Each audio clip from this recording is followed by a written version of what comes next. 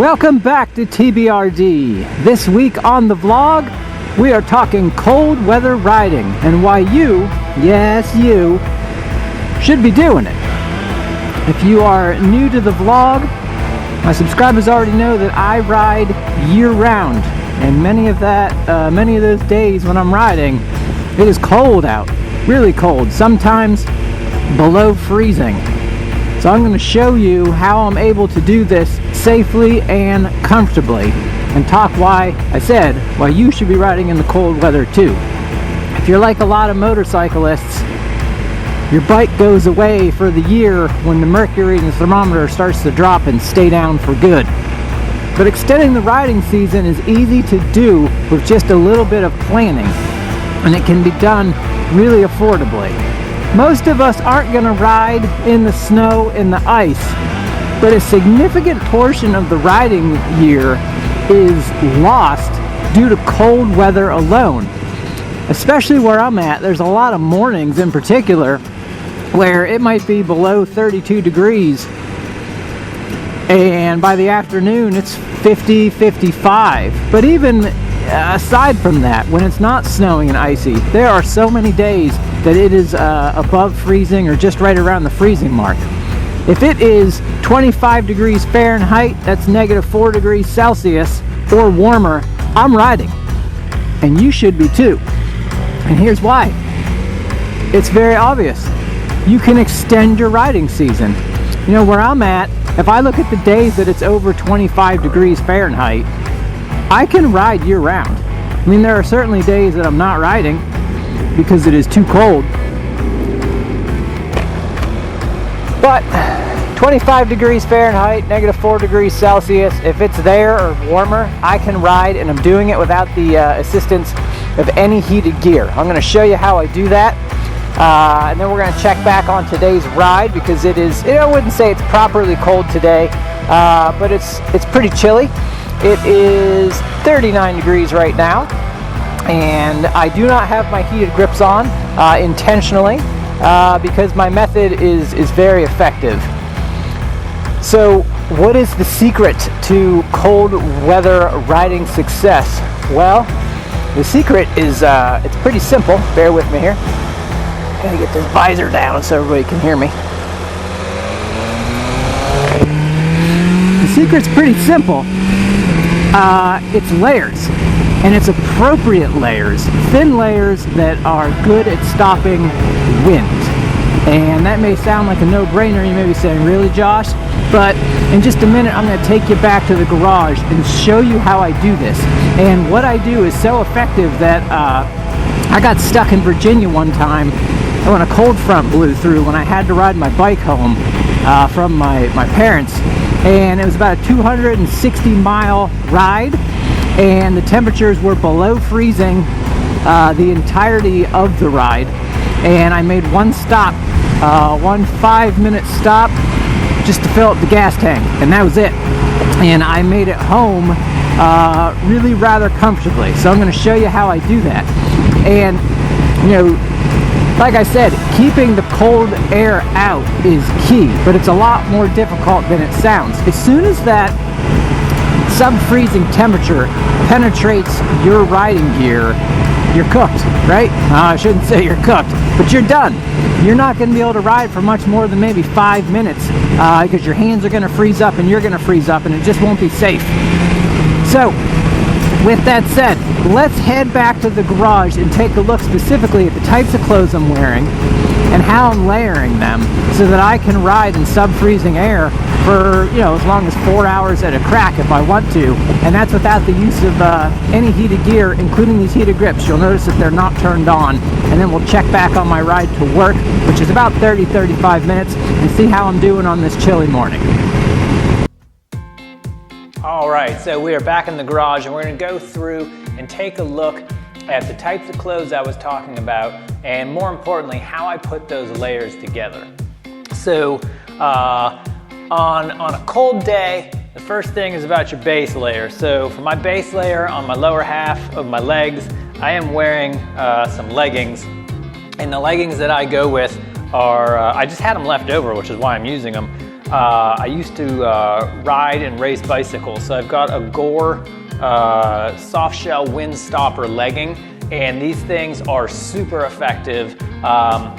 What I like about them is they fit, like any legging, very tightly to the skin, so you don't have to worry about a bunch of bulk. So you've got all the movement that you want to have and you're not restricted at all, and they are so effective. How effective? Well, I actually wear vented summer riding pants year-round, even when I'm riding below freezing. So on that 4-hour trip back from Virginia, where the temperatures never got above freezing, I had vented pants and vented boots on because I've got these Gore-Tex leggings, and the wind stopper technology on them is fantastic. As far as my feet go, I'm not gonna show you, but I just wear a nice wool sock. Really, you can get heated socks, but I'm not using any heated gear. I just wear a good, decent wool sock. So that is my bottom half. That is all I wear. On the top half, so on my ride to work today, I actually just have a t-shirt on, and then I go with this zip-up fleece, which not real fashionable, but doesn't need to be. I'm gonna explain why I use this. It adds a little bit of bulk under my jacket, but I do that intentionally to take up some space. So here is big tip number 1. The next item I'm gonna show you is absolutely critical. My head buff. And it's just a cheap head buff, but why this is so critical is it's gonna create an air lock or an air seal. So the trick is you wanna put this on, and once you have it on, you're gonna go ahead and make sure that it is down below, and then you're gonna zip this next layer up. And then you wanna pull this up so that when it gets zipped up, there we go, you can see it creates a nice lock there, all right? Then what I do is I actually pull it up after I put my earplugs in, kind of bite it in my mouth. And the reason I do that is when I pull my helmet over my head, it stays right here. And then I just put my helmet strap together, strap it up, and it's gonna stay locked. It's gonna stay right there. So then when you put your jacket on, there's a couple of tips with this. So this is locked in place with your helmet. And I do 2 things. I'm gonna zip up both layers, obviously, all the way to the top.